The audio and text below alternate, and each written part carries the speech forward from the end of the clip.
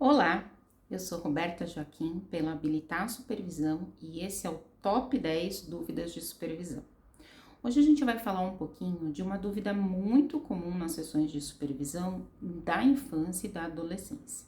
Hoje, especificamente, de sessões de supervisão com adolescentes. Muitos terapeutas trazem uma dúvida e até um incômodo muito grande de como eu vou gerir um processo terapêutico onde o paciente é mais monossilábico. Ele responde com frases muito curtas ou com palavras. Como é que eu faço para gerir isso? Primeira coisa é que a gente pode se perguntar o seguinte: o quanto eu entendo dessa fase de desenvolvimento? O que eu sei sobre a adolescência que possa me ajudar a gerir esse processo de uma comunicação um pouco mais curta? Isso é proveniente da própria etapa de desenvolvimento? Como é que eu posso pensar em gerir esse processo dentro da minha sessão de terapia? Um segundo ponto é, esse paciente, ele veio por uma demanda própria, ele que pediu para vir para terapia, ou ele veio por uma demanda de outras pessoas, outros contextos que ele esteja inserido. É muito importante que na clínica infanto-juvenil a gente pense nisso, né? Para que a gente possa, inclusive, planejar as nossas intervenções e planejar o processo terapêutico com um nível maior de engajamento. Vai ter que ter um momento ali que a gente vai engajar o paciente no processo terapêutico. Então é importante a gente se perguntar, né? Se sim, se ele veio pela sua própria vontade, ele pediu esse processo terapêutico, é muito importante que você faça uma lista de dificuldades e metas com ele. Né? O que hoje está trazendo prejuízo para a vida dele, que ele gostaria que vocês trabalhassem juntos, né? O quanto você considera questões pertinentes à própria adolescência na lista de dificuldades e metas. Isso é extremamente importante. Você se aproxima do mundo do paciente, você realmente traz para o contexto da terapia o que ele vive, né? E quais são as dificuldades dessa vida real. Caso contrário, se ele foi trazido pelos pais ou solicitado uma avaliação pela escola, é muito importante que você engaje esse adolescente na terapia perguntando para ele, né, o que ele acha sobre essa queixa, como que ele vê essa queixa no dia a dia, que outras coisas poderiam ser trabalhadas no processo de terapia. Então, uma segunda pergunta que a gente se faz é: estabeleci metas com esse paciente? Ele sabe de onde nós vamos partir e até onde nós vamos chegar, né? É um processo colaborativo. Então, é muito importante que você engaje e motive seu paciente diante dessa lista. Isso também pode dificultar você gerir essas comunicações mais curtas, né? Você explicou o processo terapêutico para ele, né? Então, eu expliquei o processo terapêutico para o meu paciente.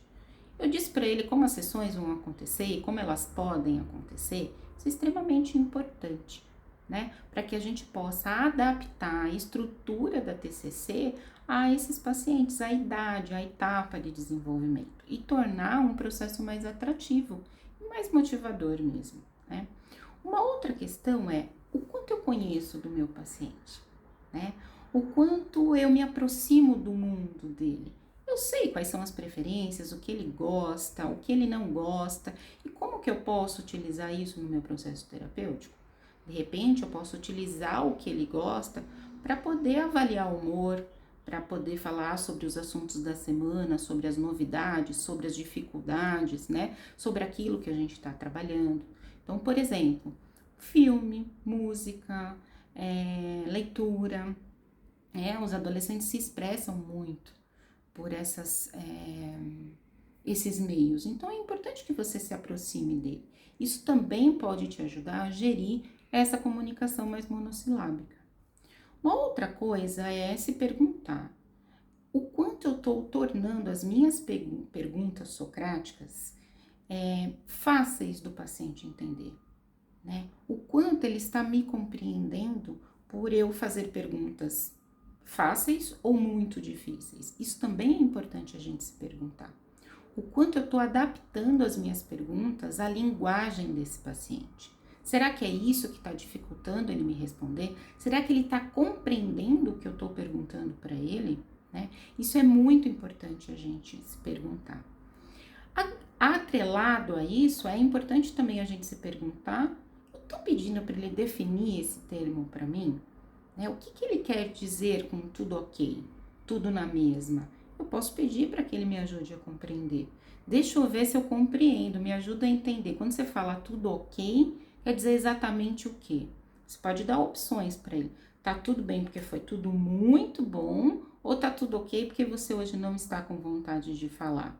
Me conta um pouquinho o que que é esse tudo ok. Importantíssimo a gente pedir a definição de termos para esse paciente, né? E eu posso me perguntar: eu tô tornando essa terapia uma terapia atrativa? O que eu tô usando de instrumentos, de comunicação, de adaptação da minha estrutura de sessão para esse paciente? Eu tô tornando esse processo idiosincrático? E por último, uma pergunta muitíssimo importante: por que isso está me incomodando tanto? Quais são os meus pensamentos como terapeuta quando o paciente tem essa comunicação mais monossilábica, mais curta? Isso é muito importante para a gente possa compreender o que está nos atrapalhando, o que está nos incomodando e como a gente vai gerir isso a partir desse entendimento.